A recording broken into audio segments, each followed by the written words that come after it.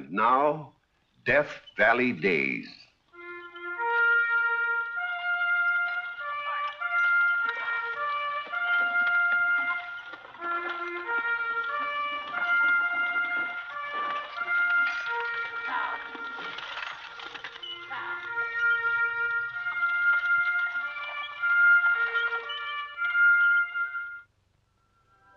Howdy, folks. I'm the old ranger, and I have another interesting true story for you about the historic Death Valley country. This story I'm about to tell is laid in San Francisco during the afterglow of the gold rush. In fact, I don't know of any other time or place where it could have happened. Only a city like San Francisco, with its generous heart, its sense of humor, its sentimentality, could claim a personage like Emperor Norton. Joshua Norton arrived in California by ship in 1849 at the height of the gold rush and immediately established himself as a commission merchant dealing in all kinds of commodities. Within a few years, he had become one of San Francisco's most prosperous and respected businessmen, with a reputation for shrewdness, daring, and absolute integrity. This is the greatest operation he's put over yet, cornering the rice market. Nobody but Norton would be bold enough to risk it. If it was anyone but Norton, believe me, I never would have gone in on it. That man can't fail. He's a genius.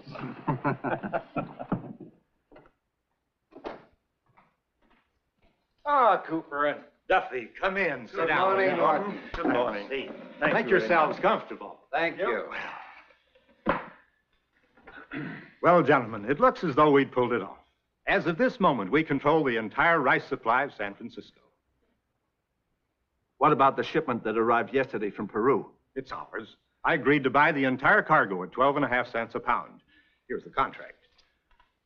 I gave them $2,000 cash. The balance, $23,000, we'll pay out of our profits.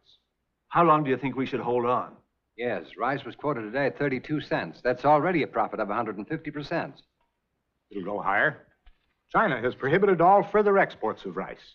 I look for the price to reach 40. When it does, we'll unload. You have got nerve, Norton. Nothing ventured, nothing gained. I think the occasion calls for a little celebration. Look at these figures. They're simply staggering. We're sitting on top of the world.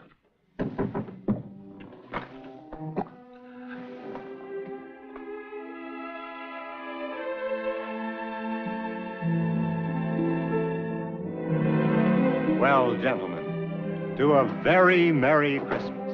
Mr. Norton. And a Happy New Year. News. Telegraph Hill. Ship come in. Bring rice. Rice? Heap, heap rice. Let's get down to the wharf.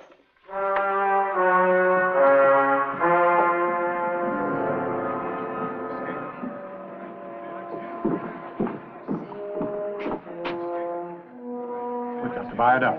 The whole cargo? 250 barrels? If it's dumped on the market, we're ruined.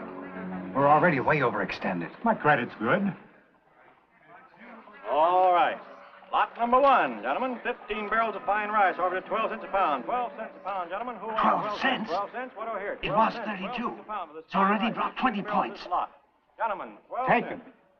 Sold to Mr. Joshua Norton. Man, are you crazy? We've got to buy it up. Keep control of the market.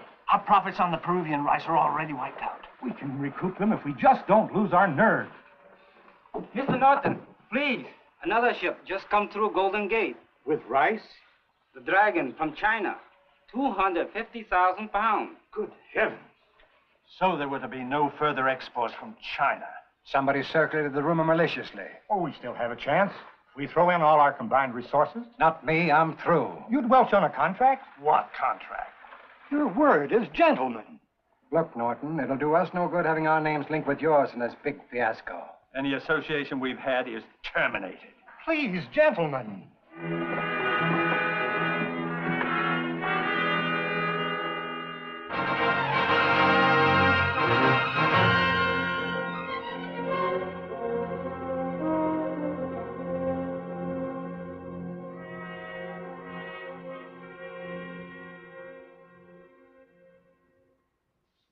Mr. Norton?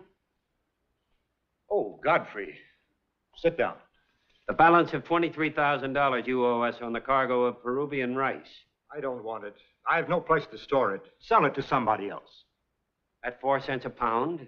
When you've guaranteed us 12.5 cents? I haven't got it. Then we'll sue. What are you all? A pack of jackals? The man's in trouble. You fall upon him, tear him to pieces.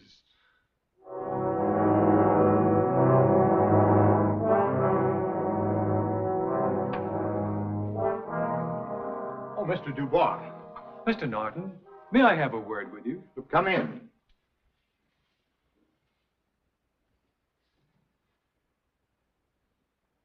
Sit down. I'm sorry I can't offer you a cigar, but I've given up smoking.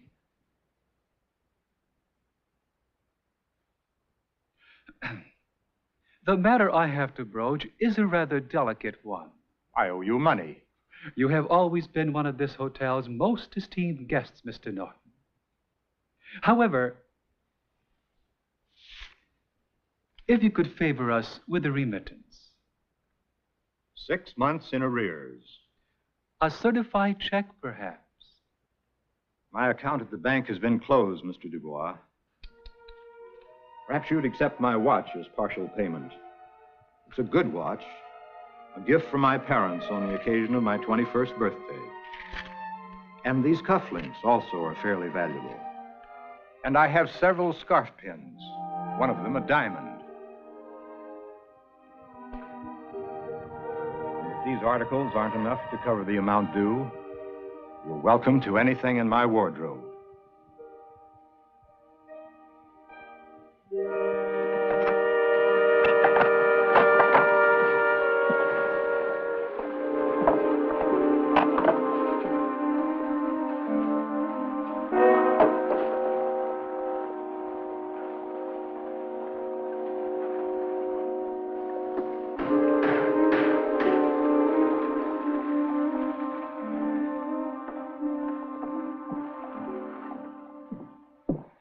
Cooper, I say, Cooper. It's good to see you. Well, Norton, I thought you'd left town. No, I'm still around. Keeping busy? Quite. I have a number of lawsuits on my hands. Yes, I read about them. Well, glad to have seen you. Cooper, I wonder if you could do me a favor. If it's money, no. Well, just a small loan. I've got all I can do to keep my own head above water. But I could pay you back in a few days. You don't seem to realize, Norton, these are hard times. I mean for everybody. We're in the midst of a financial depression here in San Francisco. I'm quite aware of it. And I wouldn't be surprised if that fiasco of yours is what touched the whole thing off. You and your grandiose ideas. No. I'm sorry. I'm in a hurry.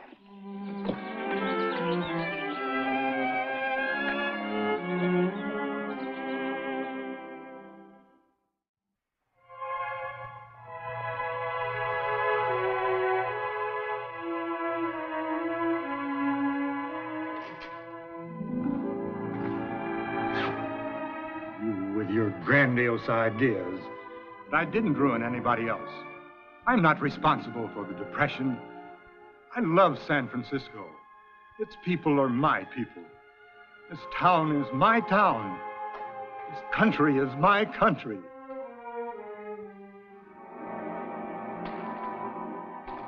I heard voices. I thought you had company.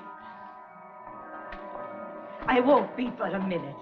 I'll just give the price for licking, a promise. You're from London.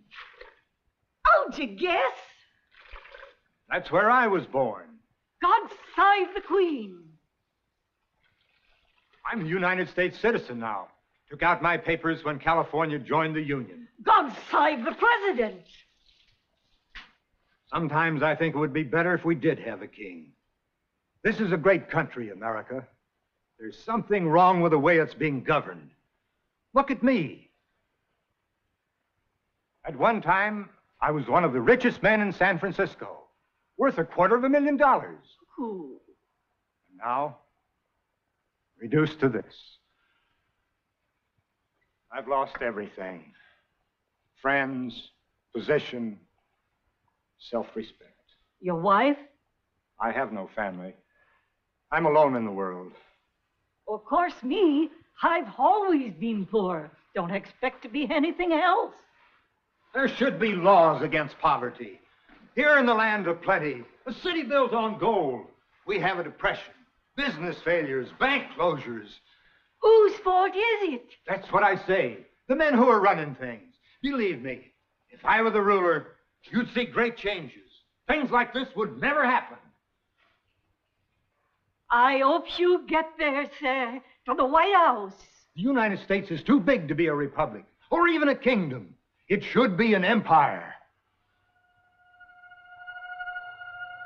If I were emperor, I'd make things right. I'll be leaving. Your Majesty. My knees, Barney.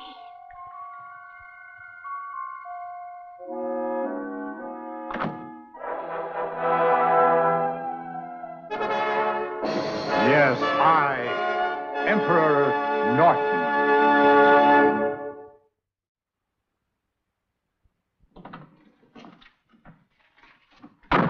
We're still short a copy, Chief, for tonight's edition.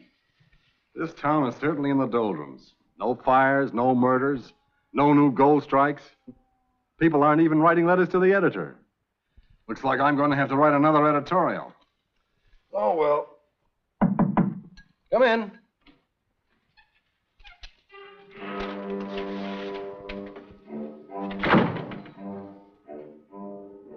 I wish to see the editor.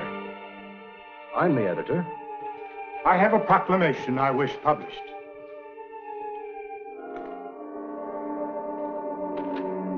At the peremptory request and desire of the large majority of the citizens of these United States, I, Joshua Norton, for the past 9 years and 10 months of San Francisco, California, declare and proclaim myself Emperor of these United States, and direct the representatives of the different states of the Union to assemble in Musical Hall of this city on the first day of February next, then and there to make such alterations in the existing laws of the Union as may ameliorate the evils under which the country is laboring, and thereby cause confidence to exist, both at home and abroad, in our stability and integrity. Signed, Norton the First, Emperor of the United States, 17th of September, 1859. Represent this individual? I am Emperor Norton. Give the proclamation a prominent place in your paper. Oh, yes, sir. And save me a copy. Yes, Your Majesty.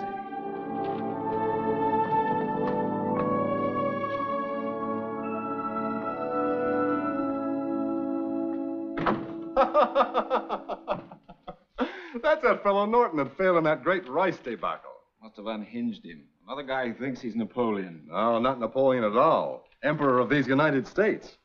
Mad as a March hare. Writes a superior English. I won't have to do any editing. You're not really going to publish it. Certainly I am. San Francisco needs a good laugh. Besides, this will save me from writing another editorial. I, Joshua Norton, for the last 9 years and 10 months past of San Francisco, California, declare and proclaim myself Emperor of these United States. I often wondered what happened to him after the crash. So now you know. Norton First, Emperor of the United States, 17th September, 1859. Joshua Norton. Wong all the time running errands for him. That was his office right there. Emperor of the United States. Perhaps if we hadn't turned him out. But what is the hotel keeper to do?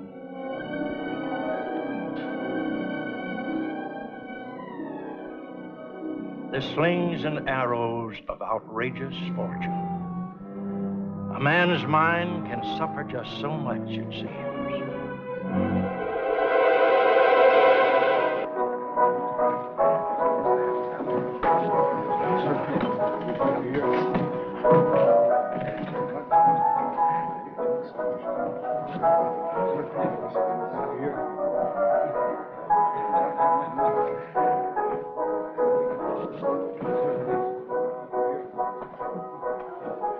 will be, Your Majesty. Oh, no drink, thank you. I'll just regale myself with a little food. Help yourself.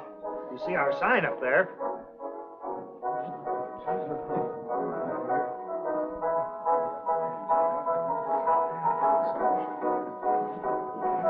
Publishes all those crazy notices of Norton's in the paper. Dissolving Congress. Abolishing the Supreme Court. I publish it. Why? Why do you do it? For the same reason that everybody else in San Francisco humors him. Makes him happy and it does no harm. He can walk into a saloon like this? He has the freedom of the city. Eats in the finest restaurants and attends all plays and concerts. When he enters a theater, the whole audience rises and remains standing until he's seated. Rides free on all public transportation. He never pays for anything? Oh, he often pays, in scrip.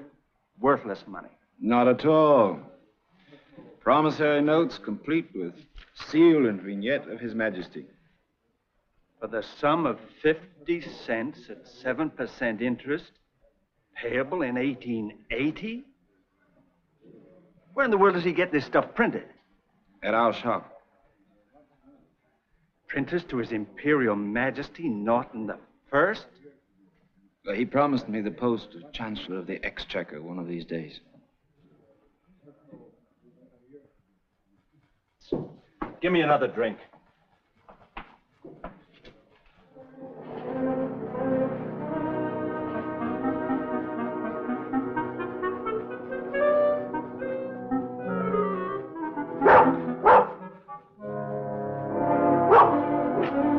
Begging for royal favors, eh?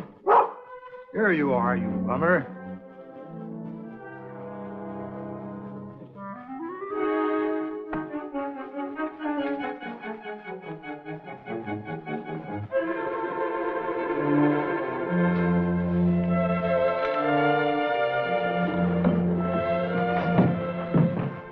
Where did he get his uniform? Oh, the Presidio keeps him supplied.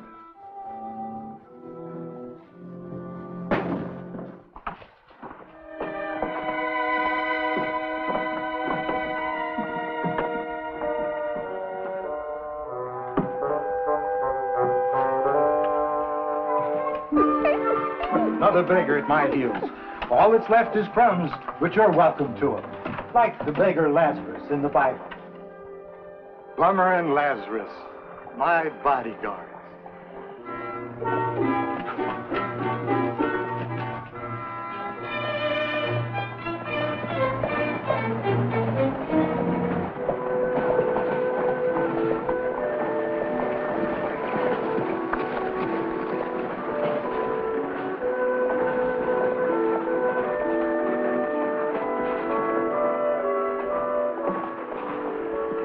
This is the day of the month that we collect the taxes. Behave yourselves when we get inside. These are some of the biggest banks and business houses in San Francisco.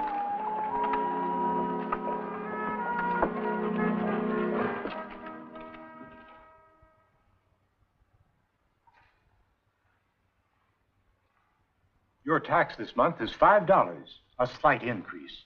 But there have been heavy drains of late on the Treasury. A coin of the realm, if you please. Oh, certain.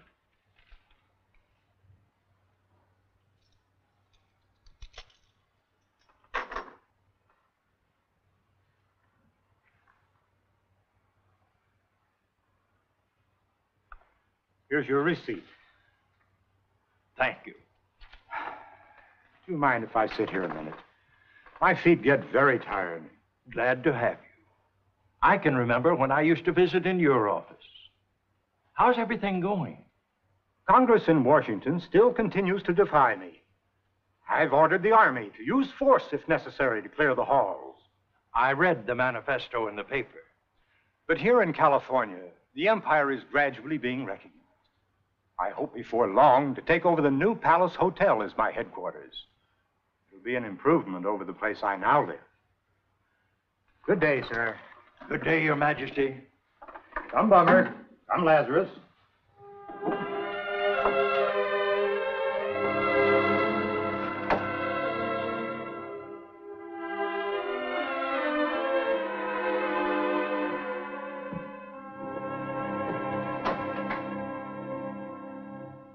Emperor of Brazil, in San Francisco.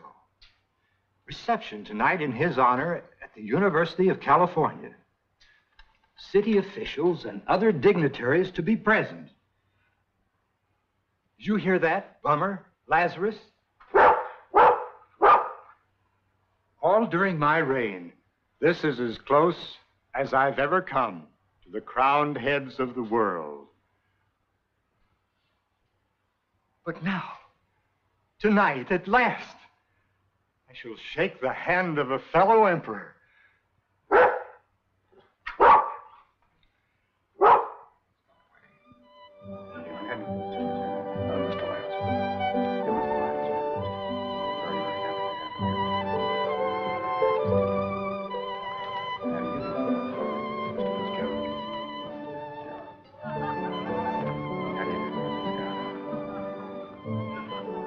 Good evening, Dr. Gilman. And how are things at the University of California? Good evening, sir. Your university is in fine shape, Emperor Norton. Your Majesty, may I present Emperor Norton of the United States of America. And protector of Mexico.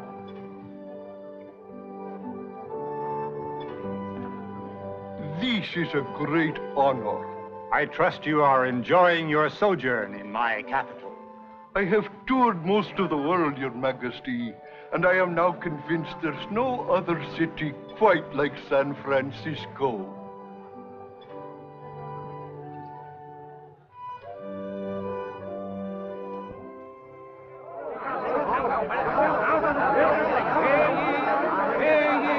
Hear ye, all good Americans. Mark ye well the words I speak, for I speak from the pages of history. Come closer, come closer. This country is in dire straits. What in the world is he advertising? And where are we? Himself. Just another San Francisco character along with Oofty Goofty and Emperor Norton. He claims to be the reincarnation of our first president. Well, I must say, there's a remarkable resemblance. Uh-oh. Look who's coming. There is a job for every man. I will banish all taxes, and I will wipe poverty from the face of this fair land. Rally to the support of George Washington II. what is the meaning of this? I am the spirit of '76, the father of our country. Why, you humbug, you imposter. How dare you perpetrate such a fraud on the people of San Francisco, my loyal subjects? Your subjects? This is a republic. This is an empire. I'll have you banished for sedition. George Washington, indeed. You're an insult to his memory, a disgrace to the American people. Get out before I call the police. Get out! Never dare show your face within these borders again, Sirrah.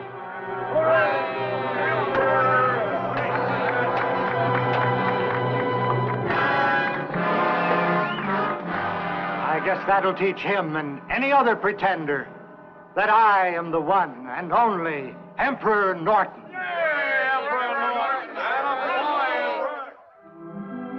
For 21 years, Joshua Norton, always seen with his two dogs, Bummer and Lazarus, ruled his imaginary empire. Loved, humored, supported in his harmless fantasies. Maybe some of them weren't so fantastic at that. Now take the manifesto published in 1869. Commanding a suspension bridge to be built from San Francisco to Oakland by way of Yerba Buena. And people laughed. But here it is today, San Francisco Bay Bridge, following almost exactly the specifications the emperor laid down. And when in 1880 his reign came to a peaceful end, members of the Pacific Union Club on Nob Hill, an organization of prominent San Franciscans, whose present clubhouse you see here, provided the money for his funeral and subscribed the funds for the stone which marks his final resting place in the Woodlawn Masonic Cemetery of San Francisco. Emperor Norton, come into his own at last.